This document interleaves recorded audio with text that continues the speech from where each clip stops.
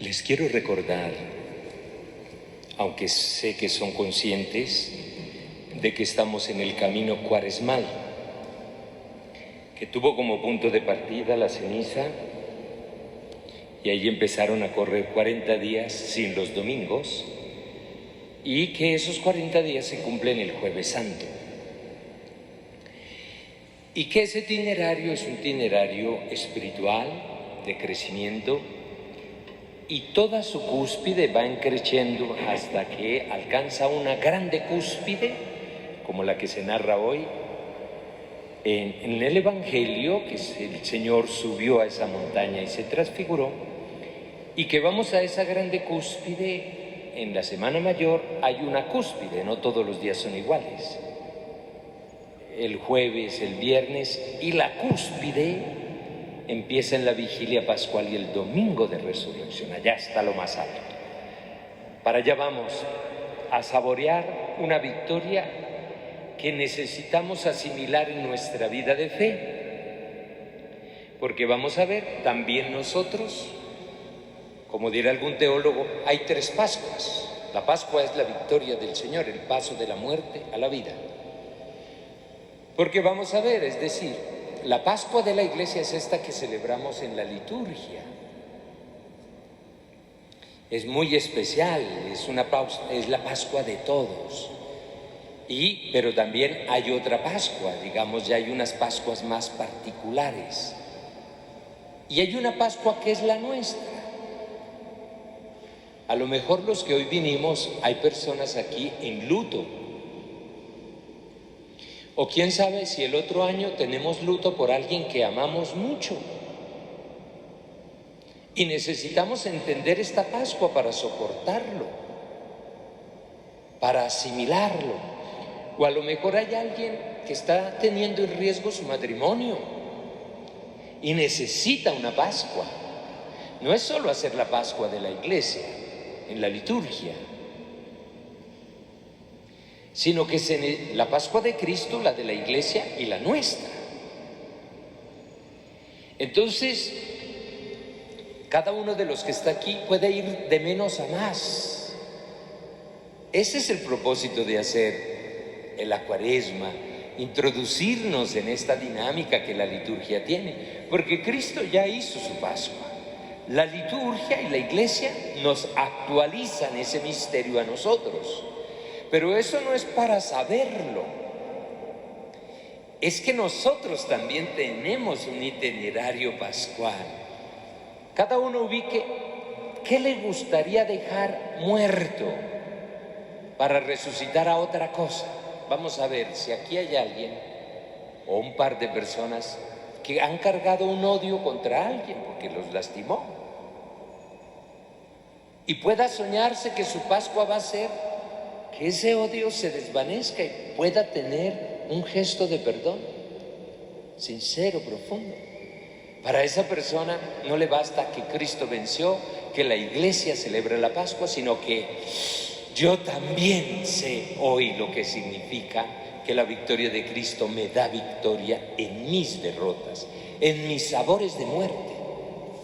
O que uno tiene un pecado que arrastra, o tiene un miedo que lo cierra cosas, o tiene situaciones de vida que uno sabe que debe cambiar y debe añorar llegar a la Pascua, no para hacer la Semana Santa, no, todos tenemos que añorar que llegaremos a una victoria, en la victoria de aquel que da victoria para todos, y por lo cual la Iglesia no se cansará de anunciarla con ostentación en esto que llamamos, digamos, este itinerario hacia la victoria de la Pascua. Bueno, dicho eso, yo haría 3 preguntas para el día de hoy, porque son lecturas impresionantes.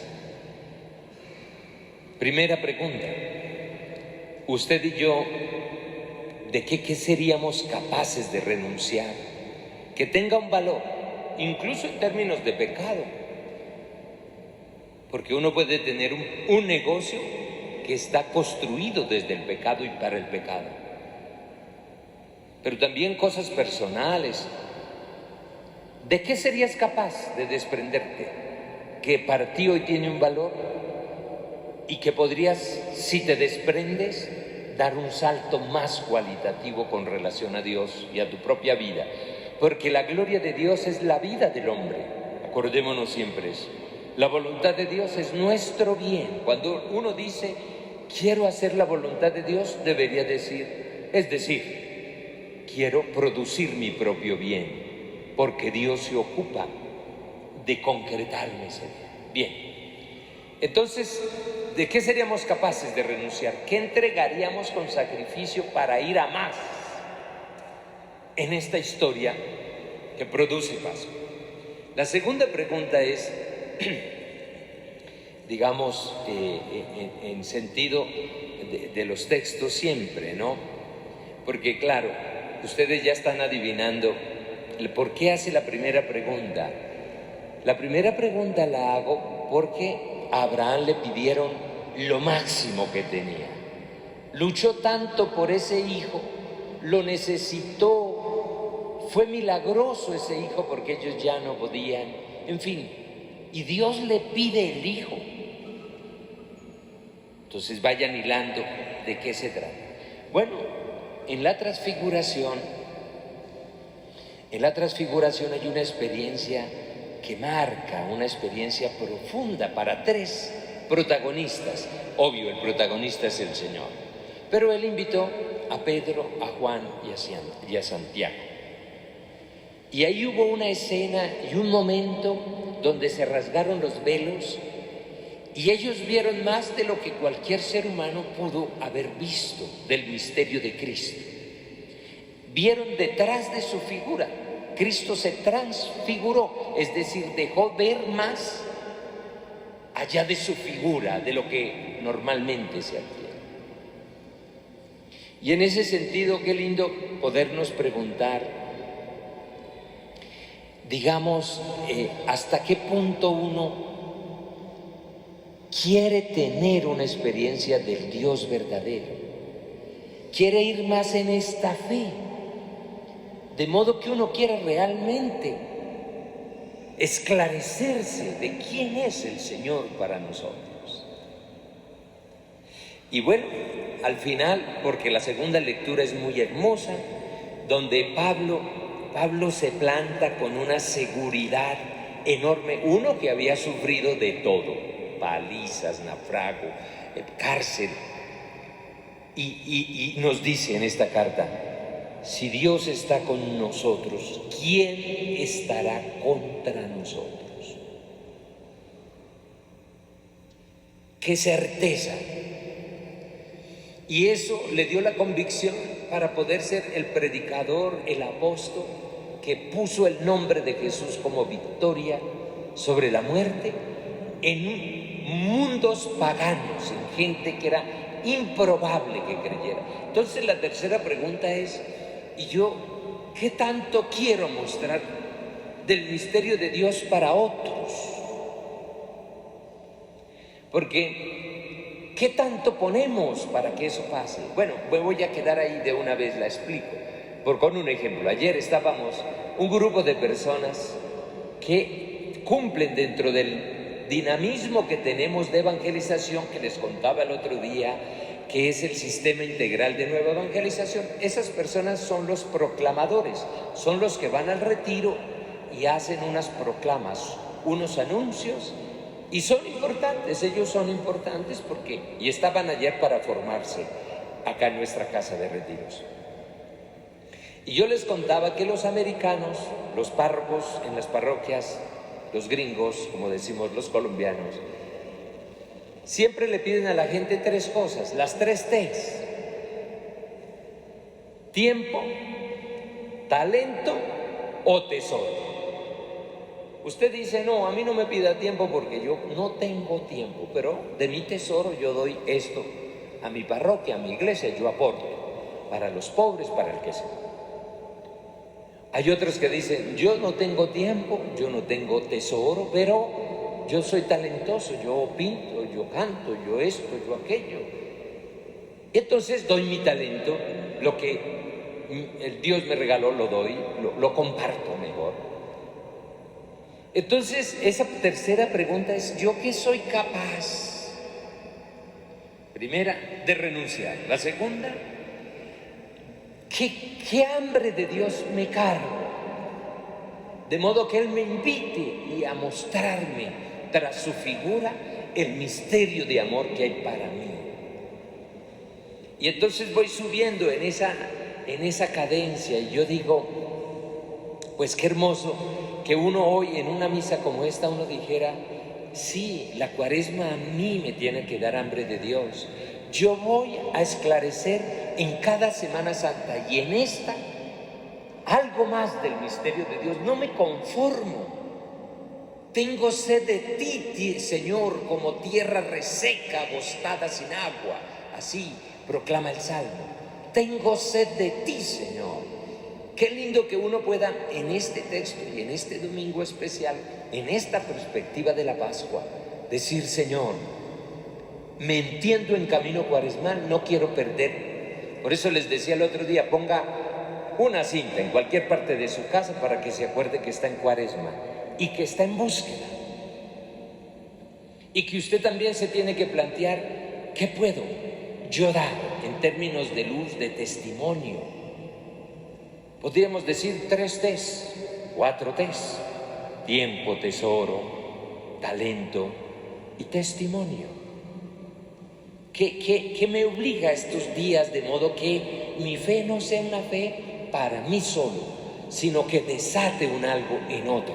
Bien, y subamos al primer, digamos, grado de pregunta, porque ese texto de Abraham sacrificando a su hijo es un texto que impresiona, que es muy paradójico, pero al mismo tiempo muy lindo, porque está lleno de matices ese texto. Recordemos que estos textos, como el del Evangelio de hoy y ese texto del sacrificio que tiene que hacer Abraham de su hijo, esos son textos teológicos, no narrativos históricos así en base, no, tienen su fundamento, pero están construidos desde la teología y para un mensaje teológico. Y entonces, cuando Dios le pide a Abraham su primogénito, pues a uno le sorprende.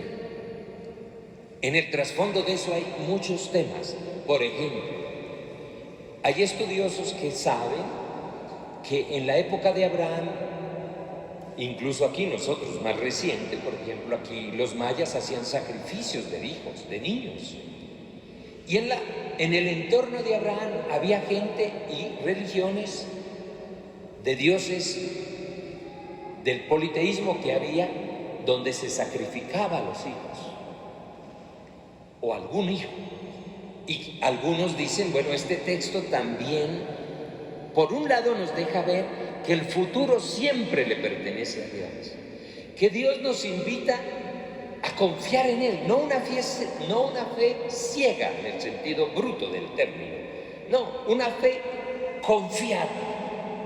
Abraham confió que sí, cuando añoraba ese hijo no venía, confió en este Dios y se lo dio. Si se lo pide, confía que hay una solución.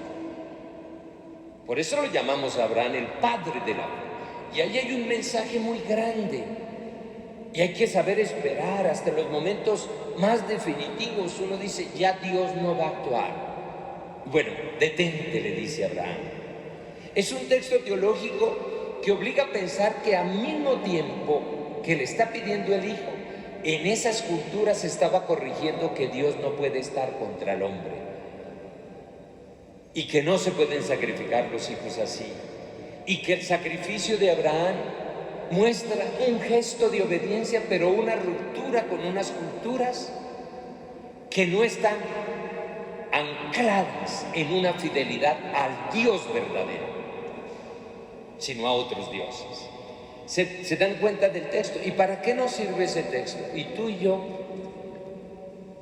¿de qué seríamos capaces de renunciar confiando en que el Señor proveerá? Ahí para alguien que se tome esta palabra hoy en serio es complejo, porque uno tiene unos apegos. En este caso es el hijo mayor, el amor. Pero también podemos tener un amor muy rancio. una criatura construida por nosotros, que tiene que ver con la vanidad, que tiene que ver con la ilegalidad, que tiene que ver con la soberbia, que tiene que ver, bueno, todo eso que decíamos de los pecados capitales. Y no queremos desprendernos de nada. Y Abraham se hace libre obedeciendo al Señor. Y el Señor muestra a Abraham en una relación íntima ya con él. No es que en la práctica así minuciosamente pudiéramos explicar cada caso, pero sí nos deja un mensaje de que eres capaz de desprenderte confiando en que el Señor se ocupará. Incluso en un duelo, hay personas que se mueren con el que se fue y no quieren dejar de sentir su drama y consumen a los que están en el entorno. Hay que soltarle al Señor hasta esas derrotas dramáticas de un duelo que le puede a uno romper la vida. Y se le confía al Señor esa victoria, de modo que Él pueda poner una nueva lógica en nuestra vida. Abraham, después del sacrificio, tiene otra relación con el Señor. Él puso lo que Dios le pidió y se dejó sorprender de la fidelidad de Dios con él. Y ese es un texto que sirve para muchas consideraciones, porque también evoca alegóricamente al Cordero que se sacrifica, que es el mismo Cristo. Dios mismo entregó a su Hijo, mire cómo lo dice San Pablo. Entonces, San Pablo dice: si Dios está con nosotros, ¿quién estará contra nosotros? El que no se reservó a su propio Hijo, sino que lo entregó por todos nosotros, ¿cómo no nos dará todo con Él? San Pablo tiene una certeza. Es el mismo corazón de Abraham. ¿Cómo no me lo dará todo con Él? Si me pide mi hijo, ¿cómo no me dará todo con Él? Esas certezas nos faltan en el camino. Y bueno, termino diciendo cosas. El texto de la Transfiguración está también lleno de riqueza. Es una cantera. A todos nos gustaría una fe donde uno tuviera la claridad que tuvo Pedro, Juan y Santiago. Y Pedro pasa adelante y dice: Señor, qué bueno es estar aquí. Oh, Señor, qué bueno estar acá.